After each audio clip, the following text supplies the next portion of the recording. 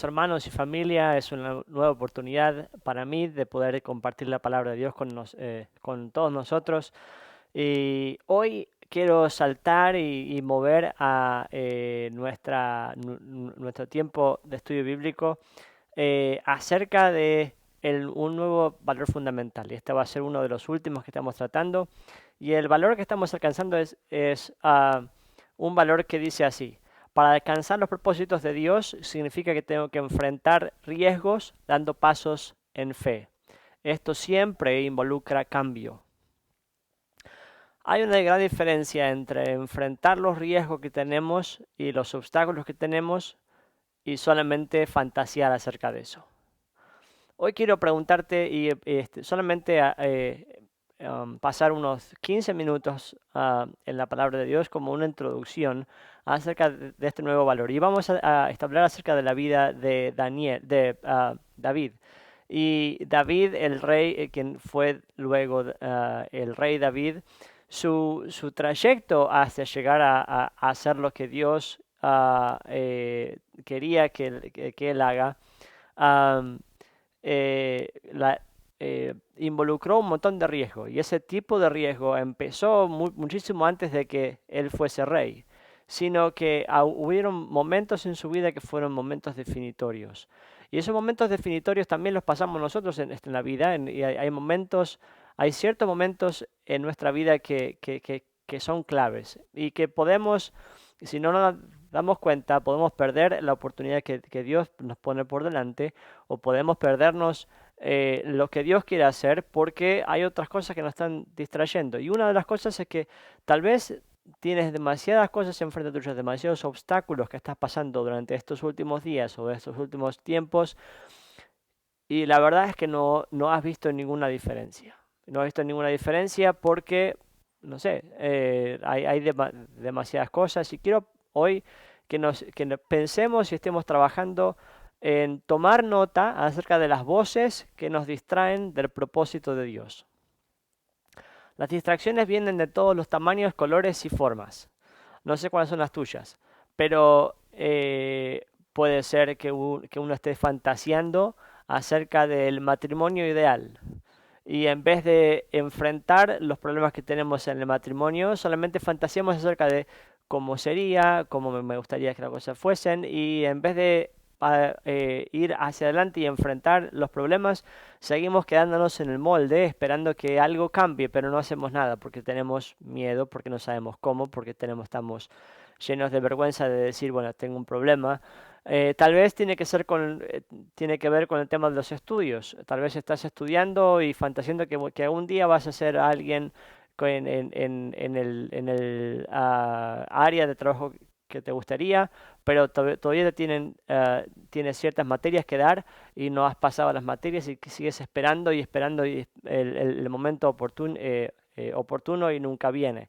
Puede ser que estés fantaseando con, no sé, con la vida ideal, el trabajo ideal, la esposa ideal, el esposo ideal, las situaciones ideales, el llamado ideal, el lugar de trabajo ideal. No sé, no sé cuál es, pero siempre tenemos el peligro de estar enfrentando la realidad desde la perspectiva de nuestra propia imaginación y nuestras propias fantasías, pero nunca ir hacia adelante. Entonces, mi primera pregunta cuando estaba orando y pensando acerca de eso es, bueno, ¿cómo me doy cuenta si es que estoy enfrentando la vida desde la perspectiva de una fantasía o de una forma de caminar en fe, de tomar pasos en fe, enfrentando los obstáculos que tengo por delante y caminando en fe, sabiendo que Dios quiere que camine en fe? ¿No es cierto? Entonces hay una gran diferencia entre caminar en la vida diaria, dando pasos en fe, y enfrentar la vida diaria en nuestras propias fuerzas, en nuestras propias estabilidades. Dios nos dio las habilidades naturales, que pueden ser muchas o pocas, y también nos dio las habilidades, los dones espirituales. Y la cosa es que muchas veces tenemos esas habilidades y esos dones, pero no significa que ese potencial que tenemos ahí está siendo puesto en práctica. Significa que hay potencial. La realidad es que todos nosotros tenemos potencial. Dios puso potencial en todos nosotros y no importa cuál sea tu bagaje de la historia o donde vivas, siempre hay un potencial y cuando Dios está involucrado el potencial es increíble. La pregunta no es si es que hay potencial, la pregunta es si estamos moviéndonos, dando pasos en fe o si estamos mirando a las distracciones que hay alrededor nuestro y solamente vivimos en el mundo de fantasía. Dios no quiere que vivamos nosotros en un mundo de fantasía. Dios nos equipó y nos dio todo lo que Él tenía y tiene y nos está dando a nosotros para que vivamos en, en una vida que está caracterizada en caminar en fe. Entonces, si estamos atascados en el mundo de fantasía, necesitamos despertarnos y pedirle al Señor, Señor, despertarme. Señor, no quiero seguir viviendo acá, no quiero seguir haciendo las cosas en mis propias fuerzas, en mis propias habilidades, porque no me va a ir bien así. Señor, necesito que en tu poder, en tu sabiduría en la confianza que vos me das en saber a dónde ir, quiero seguirte a donde vos quieres llevarme, Señor. Entonces hoy quiero invitarte a que abras la Biblia en un pasaje muy conocido y ese es el pasaje de 1 Samuel capítulo 17, la historia de David y Goliat. La historia de David y Goliat muchas veces la sabemos, pero quiero llevarnos al pasaje bíblico para que podamos enfocarnos en algunos aspectos. Antes de llegar al final de la historia tenemos que empezar por analizar lo que pasa alrededor de este pasaje, de dónde viene todo y por qué es tan importante y por qué es tan llamativo. Y quiero decirte que el caminar de David, la forma de caminar de David, no estaba caracterizado por el vivir sin propósito, sino sabiendo que su identidad, la identidad que Dios le había dado, no estaba caracterizada por las circunstancias alrededor de él, sino de lo que Dios decía acerca de él. Entonces queremos saltar a este pasaje, leer este pasaje teniendo esto en, en nuestra conciencia. Capítulo 17 del libro de 1 Samuel dice así: los filisteos reunieron sus ejércitos para la guerra, concentrando sus fuerzas en Soco, pueblo de Judá. Acamparon en Efes-Damín, situado en Soco y Aseca. Por su parte, Saúl y los israelitas se reunieron también, y acampando en el valle de Elá, ordenaron sus filas para la batalla contra los filisteos. Con el valle de por medio, los filisteos y los israelitas tomaron posiciones en montes opuestos. Un famoso guerrero, oriundo de Gat, salió del campamento filisteo. Su nombre era Goliat y tenía una estatua de casi 3 metros. Llevaba en la cabeza un casco de bronce y su coraza que pesaba 55 kilos y también era de bronce, como lo eran las polainas que le protegían las piernas y la jabalina que llevaba en su hombro. El asta de su lanza se parecía al rodillo de un telar y tenía una punta de hierro que pesaba casi 7 kilos. Delante de él marchaba un escudero. Goliat se detuvo ante los soldados israelitas y los desafió: ¿para qué están ordenando sus filas para la batalla? ¿No soy yo un filisteo? ¿Y no están ustedes al servicio de Saúl? ¿Por qué no escogen a alguien que se me enfrente y si es capaz de hacerme frente y matarme, nosotros les serviremos a ustedes? Pero si yo los venzo y los mato, ustedes serán nuestros esclavos y servirán. Dijo además el filisteo: yo desafío hoy al ejército de Israel. Elijan a un hombre que pelee conmigo. Al oír lo que decía el filisteo, Saúl y todos los israelitas se consternaron y tuvieron miedo. David era el hijo de Isaí, un efrateo que vivía en Belén de Judá. Y en tiempo de Saúl, Isaí era de la edad muy avanzada y tenía 8 hijos. Sus 3 hijos mayores habían marchado a la guerra con Saúl. El primero se llamaba Eliab, el segundo Abinadab y el tercero Samá. Estos 3 habían seguido a Saúl por ser los mayores. David, que era el menor, solía ir a donde estaba Saúl, pero regresaba a Belén para cuidar las ovejas de su padre. El filisteo salía mañana y tarde a desafiar a los israelitas y así lo estuvo haciendo durante 40 días. Un día Isaí le dijo a su hijo David: toma esta bolsa de trigo tostado y estos 10 panes y vete pronto al campamento para dárselo a tus hermanos. Lleva también estos 10 quesos para el jefe de batallón. Averigua cómo les va a tus hermanos y tráeme prueba de que ellos están bien. Los encontrarás en el valle de Elá con Saúl y todos los soldados israelitas peleando contra los filisteos. David cumplió las instrucciones de Isaí, se levantó de mañana y después de encargarle un rebaño a un pastor, tomó las provisiones y se puso en camino. Llegó el campamento en el momento en que los soldados, lanzando gritos de guerra, salían a tomar sus posiciones. Los israelitas y filisteos se alinearon frente a frente. David, por su parte, dejó su carga al cuidado del encargado de las provisiones y corrió a las filas para saludar a sus hermanos. Mientras conversaban, Goliat, el guerrero filisteo de Gat, salió entre las filas para repetir su desafío y David lo oyó. Cada vez que los israelitas veían a Goliat, huían despavoridos. Algunos decían: «¿Ven a ese hombre que sale a desafiar a Israel? A quien lo venza y lo mate, el rey lo colmarán de sus riquezas. Además, le dará su hija como esposa y su familia quedará exenta de impuestos aquí en Israel».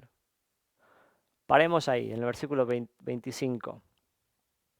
Quiero hacerte un par de preguntas cuando estás mirando esto. Esta historia es buena, porque es muy buena primero porque sabemos cómo termina.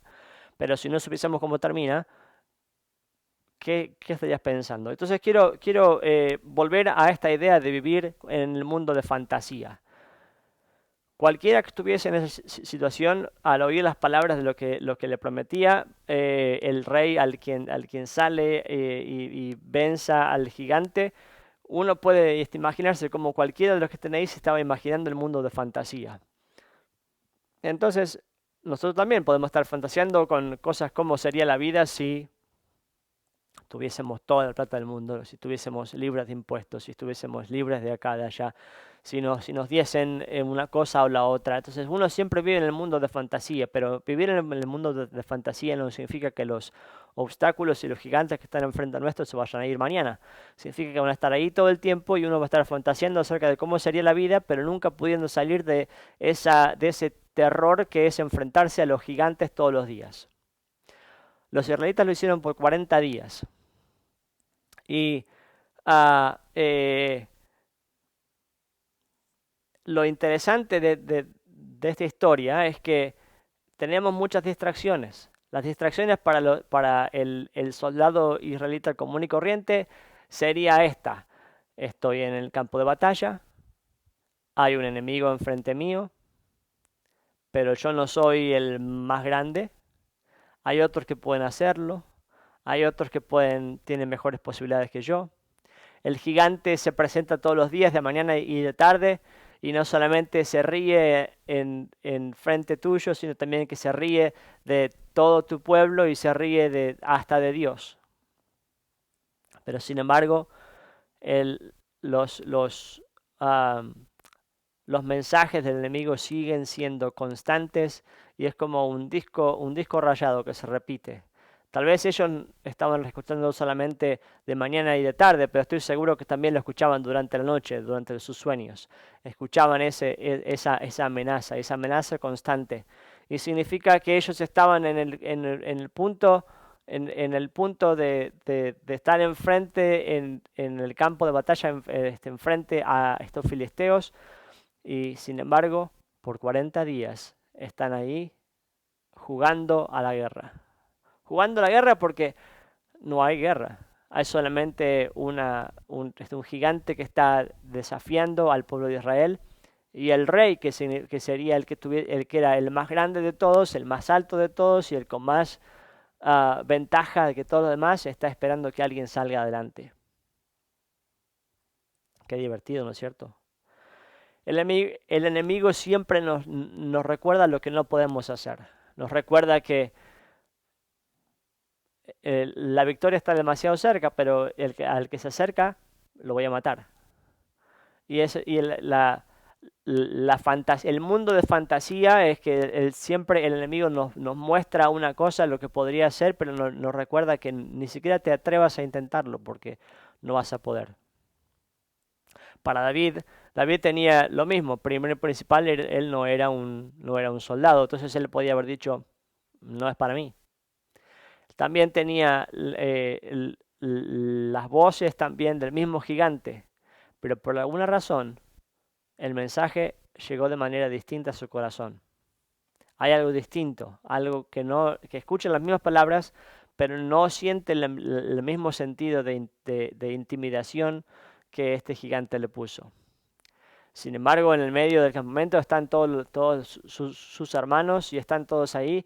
Y no sé si se han fijado, pero en el versículo 20 Dice que cuando David salió, llegó al campamento, dice, llegó al campamento el momento en que los soldados, lanzando gritos de guerra, salían a tomarse posiciones.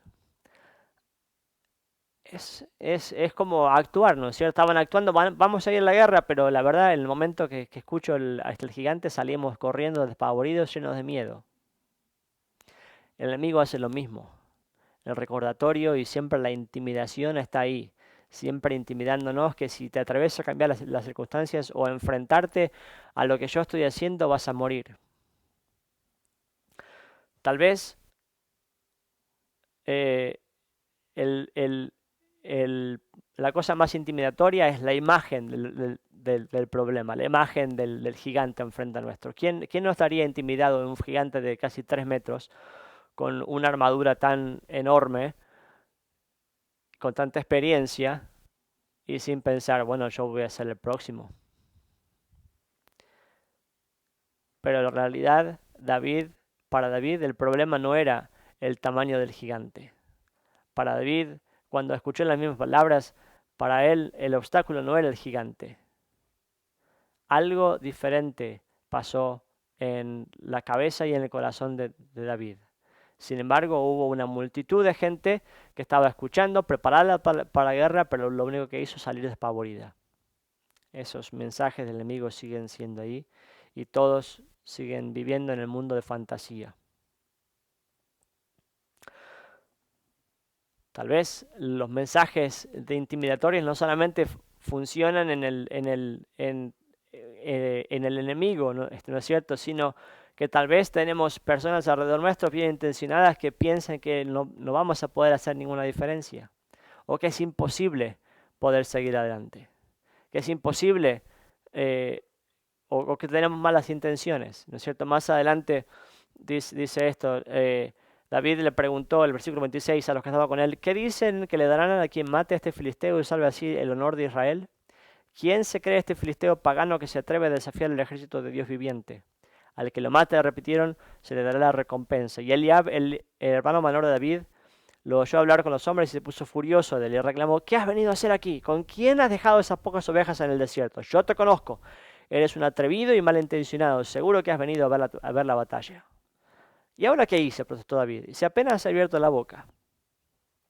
Fíjense que en el medio de todo este escenario que era ya muy malo, con gente saliendo despavorida porque estaban llenos de miedo, no solamente tenía el gigante enfrente, no estaba el miedo, la posición, la voz del enemigo replicándoles, invitándoles a una invitación para ir a pelear en una batalla totalmente injusta. Y también tenemos la crítica de los hermanos alrededor nuestro. ¿Quién quisiera ir adelante cuando tenés tantas críticas alrededor tuyo? La intimidación y los complejos de inferioridad saltando a todos lados. Todas estas son distracciones. Y si nuestros ojos están fijos en los obstáculos, jamás vamos a poder ir a ningún lado. Y nuestro mejor refugio siempre va a ser el mundo de fantasía. Antes de poder movernos a un otro lugar, tenemos que descifrar cuáles son las cosas que están pasando a mi alrededor, que me hacen sentir que mi tentación y mi única salida es vivir en un mundo de fantasía. Dios no quiere que vivas en un mundo de fantasía.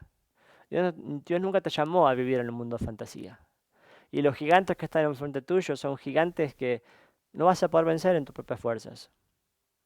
Sin embargo, seguimos queriendo vivir la vida en nuestras propias fuerzas, en nuestras propias habilidades.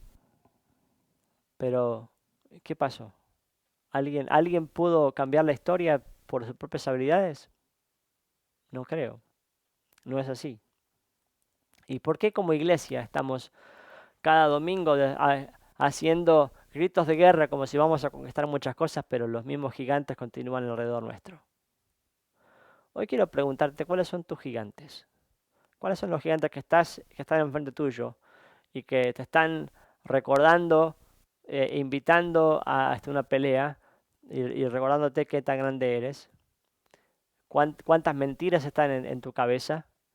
¿Cuántas cosas te, te suenan si no son mensajes tuyos mismos, que te estás comparando con otros, es el enemigo, o tal vez otras personas alrededor tuyo, cercanos a ti, te quieren recordar lo malintencionado que eres o las cosas que no puedes hacer y quieren sacarte del medio. Y en todo eso son todas distracciones que nos llevan a querer salir y correr despavoridos y no enfrentar al gigante que está enfrente nuestro.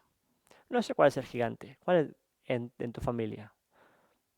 Un familiar que sigue tomando malas decisiones. Un matrimonio que está bien por afuera, pero por dentro es un desastre. No sé cuál es. Pero hoy quiero pedirte que hagas un inventario de cuáles son las cosas que están distrayéndote y llenando tu corazón de miedo, llenando tu corazón de amenazas, tal vez de memorias del pasado, de las veces que no pudiste. ¿Cuáles son? Y lo más importante es, ¿qué es lo que Dios quiere para nosotros? ¿Qué es lo que Dios quiere? El enemigo está impidiendo que lleguemos al propósito que Dios quiere. Dios siempre quiere que nuestro matrimonio sea fuerte, que nuestra vida espiritual sea fuerte y saludable. Quiere que podamos ser de bendición para los vecinos. Quiere que seamos libres del egoísmo, libres de la avaricia, libres de vivir en fantasías. Pero aquí estamos, dando gritos de guerra como si estuviésemos por vencer, pero al momento que un obstáculo viene, salimos despavoridos. Quiero que hoy pare justamente aquí, porque no es bueno seguir gritando y diciendo que hay victoria, pero los gigantes y el disco rayado de las mentiras del enemigo siguen corriendo por tu cabeza. ¿Cuáles son? ¿Cuáles son los miedos? ¿Qué cosas te vienen hasta la memoria todo el tiempo y no te permiten vivir la vida abundante que Jesús nos prometió? Quiero que hagas un inventario y que en la presencia de Dios hagas esa lista. ¿Cuáles son las mentiras que vienen a tu mente? Las cosas las acusaciones de las personas alrededor tuyo. Todo eso que te impide dar un paso adelante en fe y decir, Señor, yo quiero ser lo que vos querés que yo sea. ¿Qué cosas te están impidiendo caminar en una vida abundante en Cristo?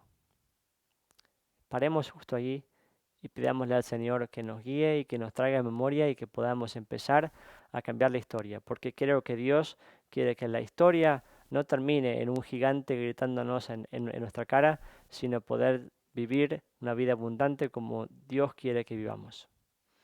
Que Dios te bendiga. Padre, juntos hoy queremos pedirte que traigas a memoria, Señor, las cosas que nos están haciendo vivir una vida monótona y llena de fantasías, pero nunca la vida de realidad. Sino que tu Espíritu nos guíe, nos guarde y podamos, Señor, caminar en una vida abundante. Y que tu Espíritu Santo, Señor, nos guíe a toda verdad. Señor, que haya un cambio, una transformación y una vida que sea una vida abundante. Señor, queremos pedirte que traigas a memoria esas mentiras que estamos guardando en nuestro corazón y los obstáculos que estamos enfrentando y que no queremos ni siquiera verlos frente a frente porque nos dan demasiado miedo.